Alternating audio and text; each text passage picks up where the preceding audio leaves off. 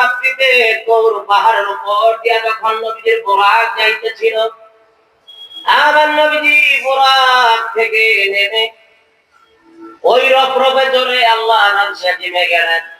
আরশে আজিম থেকে যখন আবার দুনিয়ার জন্য ফিরে আসলেন, নবীজি বলেছেন, আমি যখন আকাশ পথে যাইতেছিলাম, আমি তুর পাহাড়ে দেখেছি মুসা আলাইহিস সালাম দণ্ডায়মান অবস্থায় নামাজ আদায় করতেছে। নবীরা জিন্দা না মরা? জিন্দা নবী। তাহলে ঈমানের দাবি, নতুবা আপনার ঈমান মজবুত হয় নাই।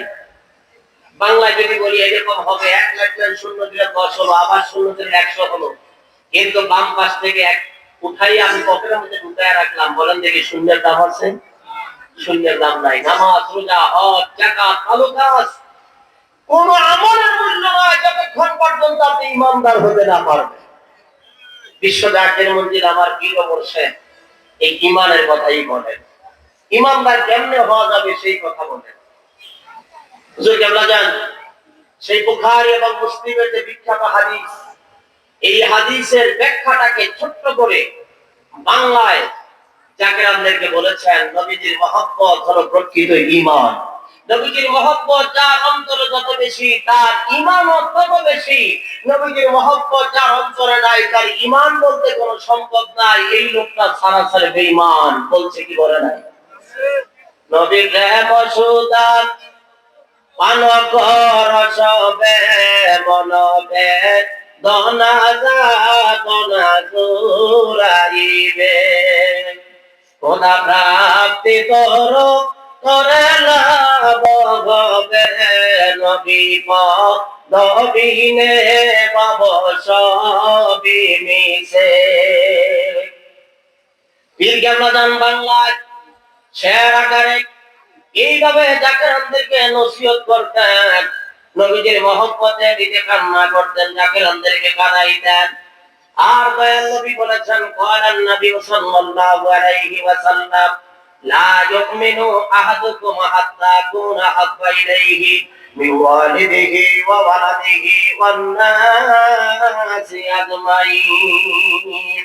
মুত্তাফাকুন আলাইহি, বুখারী মুসলিম শরীফের হাদিস। নবীজি বলেছেন, ততক্ষণ পর্যন্ত ঈমানদার হইতে পারবে না যতক্ষণ না তুমি তোমার জানের চাইতে, মালের চাইতে, দিদির চাইতে, সন্তানের চাইতে, সম্পদের চাইতে আমি নবীকে ভালোবাসতে না পারবে। আমি নবীর মহব্বতের নাম, আমি নবীর ভালোবাসার নাম হলো ঈমান। একবার জোরে বলা যাবে আল্লাহু আকবার। জুব্বার নাম ঈমান না, টুপির নাম ঈমান না, দাড়ির নাম ঈমান না। জুব্বা, দাড়ি, টুপি হলো নবীর সুন্নাত, ঈমান হলো নবীর মহব্বত। ওই মহব্বত দিয়া অন্তর যখন ভরপুর করতে পারবে না, কত আল্লাহর দরবারে কবুল হবে বাজান।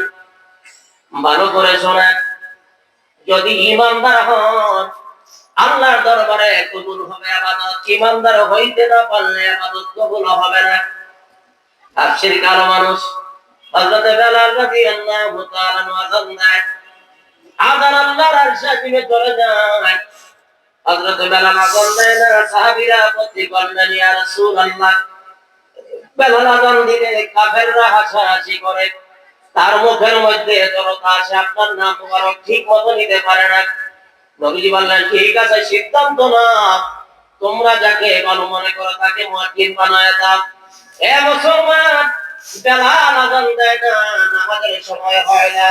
বেলাল আযান দিলে নামাজের সময় হইয়া যায়। তার মানে হলো বেলাল অন্তর আমার নবীর মহব্বতে ভরপুর। বেলাল আযান দিলে আল্লাহর আরশে আজিমে চলে যায়। একবার জোরে বলা যাবে আল্লাহু আকবার। শুধু দুনিয়ার জমিনে সাহাবায়ে কেরাম নামাজ পড়েছেন এমন দিন নয়। হযরত বেলাল রাদিয়াল্লাহু তাআলা আযানের দাঁড়ি সত্য আকাশের উপরে মসজিদ, ফেরেশতাদের বাইতুল মামুর, এই বাইতুল মামুর পর্যন্ত বেলালের আযান পৌঁছে গেছে। ফেরেশতারা পর্যন্ত জামাতের সাথে নামাজ আদায় করেছে। বাজান যে বিশ্ব জাকের মন্দিরে এই নবীর প্রেম, নবীর ভালোবাসা শিক্ষা দেওয়া হয়। নবীজিকে খেজুর গাছে চিনলেন, নবীজিকে সাপে চিনলেন। সুবহানাল্লাহ বলবেন না? মক্কা থেকে যখন নবীজি মদিনায় হিজরত করবেন, নবীজি বললেন আবু বকর রে, বড় ক্লান্ত হয়ে গেছে, একটু বিশ্রাম করব। ওই গাড়ে চড়ে পাহাড়ের উপরে উঠলেন। আবু বকর সিদ্দিক রাদিয়াল্লাহু তাআলা বলেন, ইয়া রাসূলুল্লাহ, নবী গো আপনি দাঁড়ান, আমি ভিতরের অবস্থা দেখি। ভিতরে চলে গেলেন, গর্তের ভিতরে গিয়ে দেখলেন অসংখ্য ছিদ্র। নিজের পাগড়ি ছিঁড়ে ছিঁড়ে সব ছিদ্র বন্ধ করে দিলেন। দুইটা ছিদ্র বন্ধ করার মতো আবু বকর সিদ্দিক রাদিয়াল্লাহু তাআলার কাছে ছিল না, কিচ্ছুই ছিল না। দুইটা পায়ের বৃদ্ধাঙ্গুলি দিয়া ছিদ্র বন্ধ করে বললেন, ইয়া রাসূলুল্লাহ, আপনি গুহার ভিতরে আসুন। রহমতের নবী গুহার ভিতরে গেলেন। আবু বকর সিদ্দিক রাদিয়াল্লাহু তাআলা বসে বললেন, নবী বললেন, আমি বড় ক্লান্ত, আমি বড় পরিশ্রান্ত, আমি একটু বিশ্রাম করব। নিজের মাথা মুবারক সাইয়ে দিন আবু বকর সিদ্দিক রাদিয়াল্লাহু তাআলা রানের মধ্যে মাথা মুবারক রেখে উনি একটু আরাম করতেছিলেন। তন্দ্রা ভাব এসে গেছে। হঠাৎ করে আবু বকর সিদ্দিক রাদিয়াল্লাহু তাআলা কান্না করে রহমতের নবী তন্দ্রা ভাব কেটে গেলে নবীজি বলেন, আবু বকর রে, তুমি কান্না করো, তোমার কি ভয় হয় নাকি? না না না না, আমি ভয় পাই না, আমার সঙ্গে তো জাহানের পয়গম্বর, আমার কিসের ভয়? আবু বকর তুমি কান্না করো, কারণটা কি? ইয়া রাসূলুল্লাহ, সব ছিদ্র বন্ধ করেছিলাম, দুইটা ছিদ্র বন্ধ করতে পারি নাই। ওই ছিদ্রের ভিতর দিক থেকে আমার মনে হয় সাপে দংশন করেছে। ওই সাপের বিষক্রিয়া আমার শরীরের মধ্যে প্রবেশ করেছে, সইতে পারি নাই। তাই তো চোখ থেকে দুই ফোঁটা পানি আপনার চেহারা মুবারকে পড়ে গেছে। নবীজি বললেন, তুমি তোমার পাটা সরাও। পা টান দিলে সাপ মাথাটা বের করে দিছে। নবীজি বললেন, এরে সাপ, আমার আবু বকর রে কেন তুমি কামড় দিলা? ইয়া রাসূলুল্লাহ, ইয়া হাবিবাল্লাহ, জীবন ভরা নাম মুবারক শুনেছি, কোনদিন দেখতে পারি নাই। ইয়া রাসূলুল্লাহ, রাতের অন্ধকারে আপনি যখন পাহাড়ের মধ্যে আসলেন, আপনার নূরে, আপনার আলোতে পাহাড়টা আলোকিত হয়ে গেছে। قد جاءكم من الله نور نور وكتاب قد جاءكم আসিয়াছে من الله, আল্লাহ হইতে। কি আসিয়াছে?